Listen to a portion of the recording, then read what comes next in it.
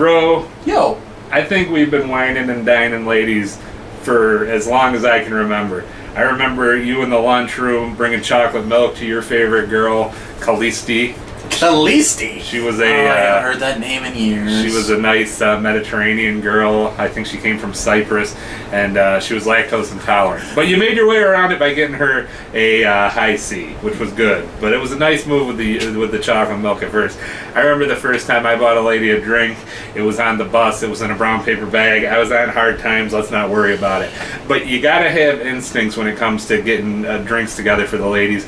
And for our friend Tim, who is a big bar fanatic and a Kenmare fanatic, we are here to help those not so inclined to find nice drinks for the ladies here on a nice, summertime, and the living's easy. You're going to be out at some patio bars. You're going to be pairing some drinks with some hamburgers and chicken sandwiches and chili and all the rest. So we're here to tell you, and as always, if we're together at this time of day, he's Aaron, I'm Murph, and this is The Bar.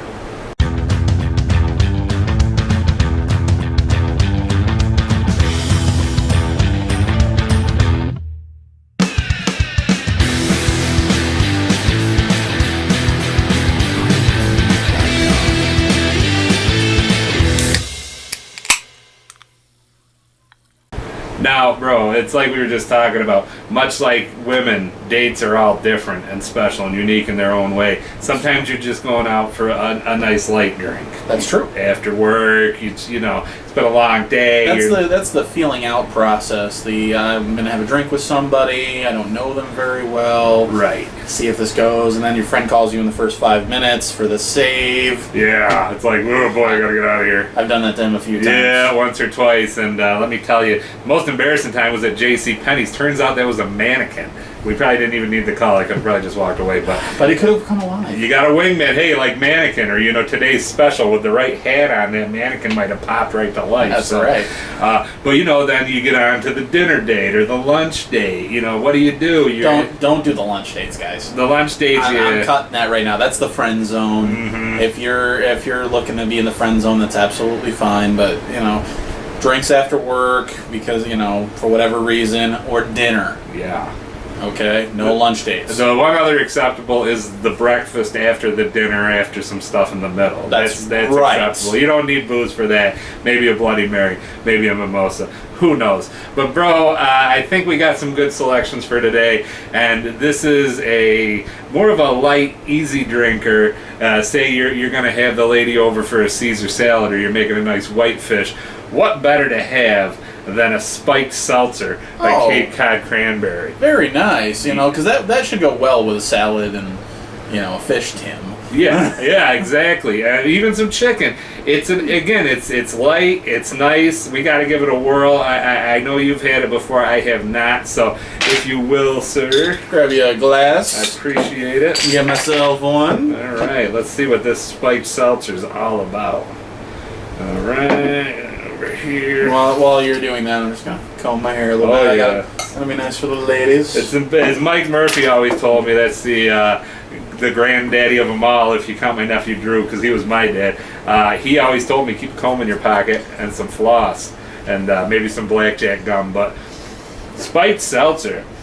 It's got a strong fruity taste. Mm-hmm. Well, smell, excuse me. Yeah, no, well, hey, those are the two scents that go best together. You can look at something and it might not taste like you think, but if you smell it, you can believe that's how it's going to taste. But it does smell like it's going to pair well with something light, such as the trout or salmon and a Caesar salad, or hell, like a Cobb salad. Yeah. But anyway, something light, that you're going to enjoy, Goes right along, and maybe you have 2 or 3 of these, and the next thing you know, you got a second date. That is very true to seltzer. Oh, that's exactly what it is. It is seltzer. Yeah, and I think that would pair well with the dressings and everything else, because it's got a slight bitterness. Yeah. Slight, but it's clean. Yeah, it really is. And I, as a kid, would mix seltzer with other things. I'd never necessarily drink it straight, but yeah, this is right where it needs to be to have that want of the seltzer accent with the alcoholic drink. I would definitely pour that for a lady on a date, and I'd even have one too, but then I'd probably have 2-3 Labatt's after. But hey, nothing wrong with that, my friend. But it does have a slight cranberry taste to it, which is subtle. nice. Yeah. It is very subtle. but it's good. And Cape Cod is the spot for cranberries. So there you go. Bro, but you get those girls. I thought Cape Cod was the spot for fish. Wow, Lobster. Cape Cod's got a lot going for it. You got to have some big bucks to live up there. That's we get the same je ne sais quoi through other things by living in upstate New York. But another great thing about upstate New York is you get some girls that are down to have a beer. You get some girls that'll have a hamburger and a beer, and they'll watch the game with you, or the fight with you, or wrestling with you. And for those girls, I propose. They're near and dear, man. Near and dear. Find one that likes wrestling with you. If you're a big wrestling fan, gentlemen, most of our friends are. Yeah. Or baseball fans. Oh, forget it. Yeah, if she's gonna have a beer and a hot dog with you at the Mets game, for Lee and his lovely bride Michelle coming up this summer. And or if you're going south for the Dolphins game. Yeah, and you're gonna have a beer and some nice whatever. Miami's a little more shishi, but there's some people that know how to hang loose and party there too. Are you calling Miami shishi? South Beach. You get into the rest of the town, it's anything goes. But again, anything goes with a beer. But if you're a guy, but ladies have distinguishing taste, and that's why I recommend St. Pauli Girl Lager, imported from Germany. As you can see, it has a nice buxom blonde on the label, and you can be with a brunette who isn't so gifted and still enjoy a St. Pauli Girl. Now this is a lager, everybody, from Germany, and when I think Germany, I think of my friend Max. He's from Germany. Oh, really? And we used to work together. But I'm thinking of being in Germany, Oktoberfest, eating a brat, sauerkraut, and St. Pauli's Girl. And this is like real correct, proper German beer, the best you'll get in the States, because it is brewed in strict accordance with the German purity law, 1516. I would make a joke about other purity laws, but they'd just be an awful taste. Absolutely. Taste. So, anyways, and this is trying to be family friendly on occasion. Absolutely, but as you can see, very little head, very little head. Nice pour, golden color. We've golden color, good fizz. Yeah, not a lot of head, but it does have the nice aeration in it. But the smell. Now this is a German lager. I mean, there's no getting around it. It's potent. You know what it smells like to me? It smells like cutting the lawn. Like when you get up and you cut the. Excuse me, I get all verklempt when I talk about German beer. I think it's the seltzer. That might be it. But you get up on a Saturday morning, you mow the lawn. Maybe you didn't have your coffee. You're like, the heck with it. I'm just gonna have a beer. And St. Pauli fits that label. So, yeah, it's got the nice color, the nice fizz, lack of head for those that hate head. And let's go. Yeah. Heavier. Yeah. Definitely heavier than seltzer, everybody. Washes the tongue nice. But that would definitely go good with a brat, some sauerkraut. I could go for some sauerkraut and a brat right now. Oh, that'd be awesome, bro. And this will warm you up at Oktoberfest when the wind's starting to get a little chill. This is the real deal. Now this is the imported stuff. I'm not going to lie to you. From what I understand from Max, beer is completely different in Germany. So if you haven't gone, he suggests that alcohol content is up. And big steins, dancing, Umplats, having a good time. A little Rammstein, some German industrial metal, like I like Ohne Dich. It's a beautiful ballad about being without the one you love, and you won't want to be without the one you love when you got some St. Pauli. That's right. So we're gonna pair this one with the heavier foods. Brats. Tim. Yeah. Yes, Tim. Listen up. You're gonna want to do that with your sausages. If you have a nice meatloaf. Anything with cheese in the mix. A good steak. That lager will stand up to those foods because they're hearty and savory foods. And this has the right sort of match so that you're still tasting the beer, but you're not getting too overwhelmed. That's good. Well, we've been there. Now it's the end of the night. Oh, so you're talking a little dessert drink. Well, I was thinking about a little dessert. Yes, maybe not a food or a drink. Ooh, hey. Anyway. But maybe a nice capper for the evening when you're with your lady. Pinnacle has a nice line of pastry-inspired shots.